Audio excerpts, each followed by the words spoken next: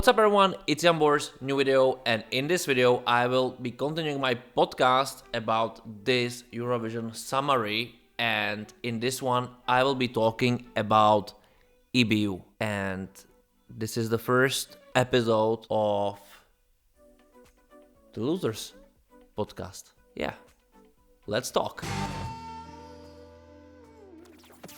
Alright guys, welcome back to my channel, very glad you're here. Subscribe, share, give me a super like if you would like to support this channel or buy me a coffee or become a member and have exclusive content, some content in advance and some content exclusive completely for you or full length of my videos, 100% uncensored.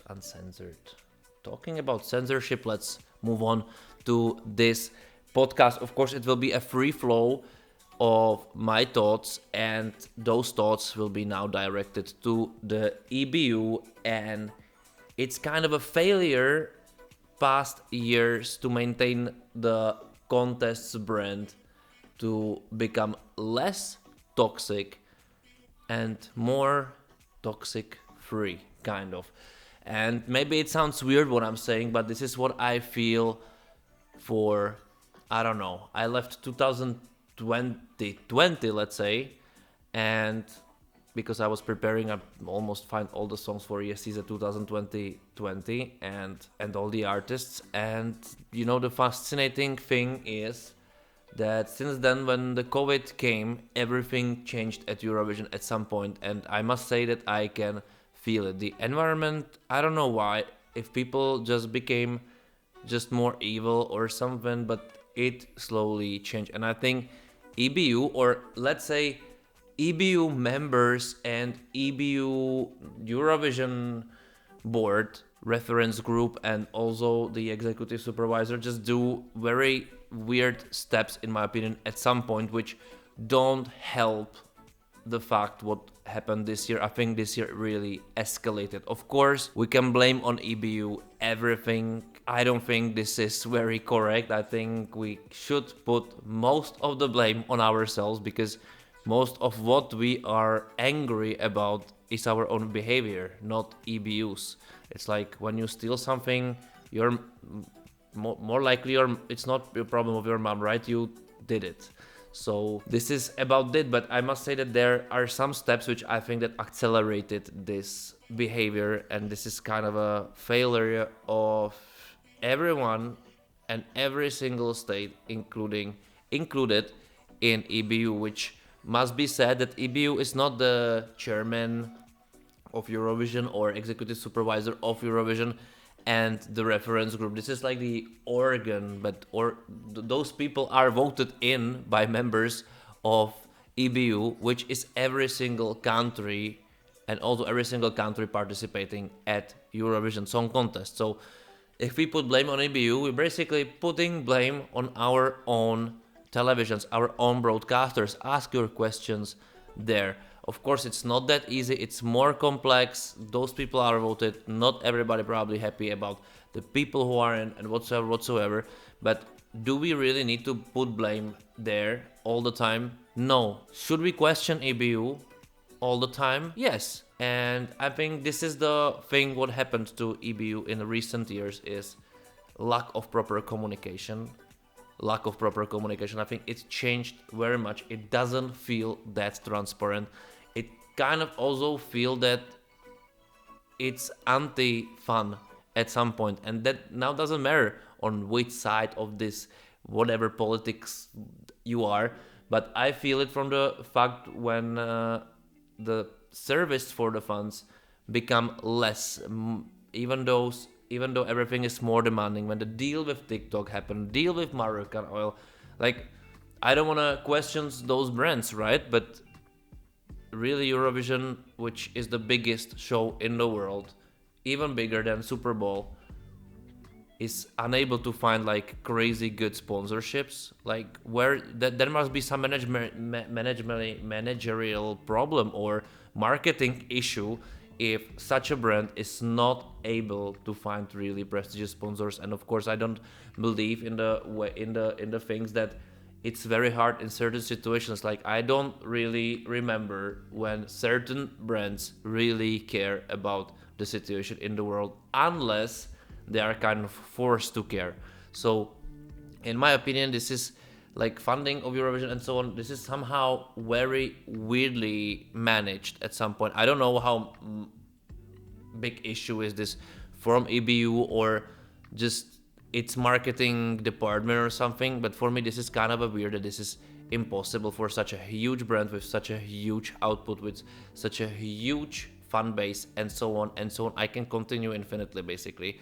And for me, especially for those reasons why something is not possible, it's absolutely unbelievable that the communication from the EBU is that way how it is. It feels untransparent, it feels chaotic, it feels not enough, it doesn't feel proper.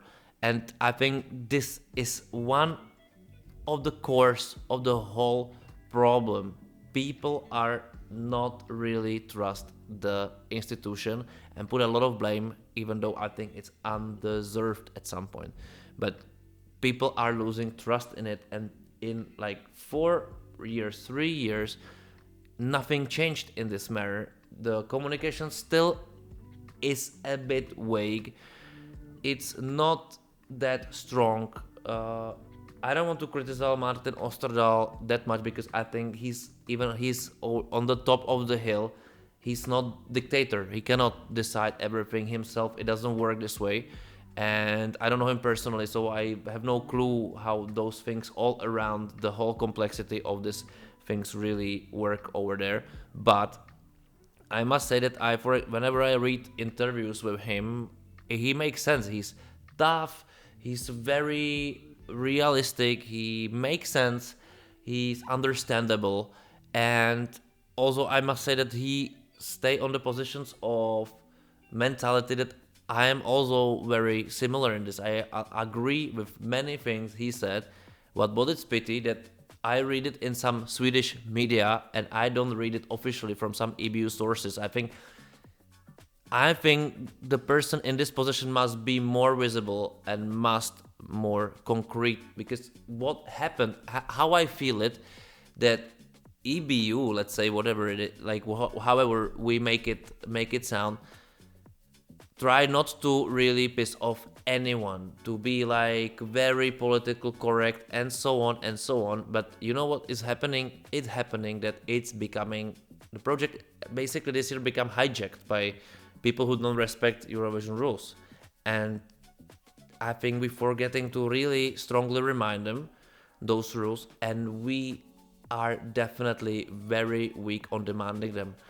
That what I saw, how this year we treat the journalists there, which I think half of them cannot even say that they are even close to being journalists. This is unbelievable how big tolerance we have, how EBU, how all the structures have amount of tolerance, and basically what happened, we tolerate hate. And I think this is something we cannot tolerate. It was tolerated on place, but also on the other hand, these measures then create another crazy stuff, like for example with those flags, why there cannot be European Union flag when then you have a staging even from disqualified country which is using European Union symbols. It makes no sense, so many like absolutely contradicting stuff which no one really understands, and I think they should be repeated much more often. I think there should be something happening during the whole year, not resignations and so on. I don't care. I don't think so. This is the way. I think this year should be a memento for EBU, that much higher transparency, much more often communication, much stronger communication, and also much more transparent should happen in the way to journalists. I think we should become even more open to journalists, not to close them like we did with coming with TikTok and rehearsals and so on. When everybody just of course, they become kind of pissed that everything is kind of closed down for some good reasons. Maybe, I don't know. In my opinion, we should go back to very big openness, but very strict, demanding of rules, like strict. And now we are somewhere in between, and in between always is the worst case scenario.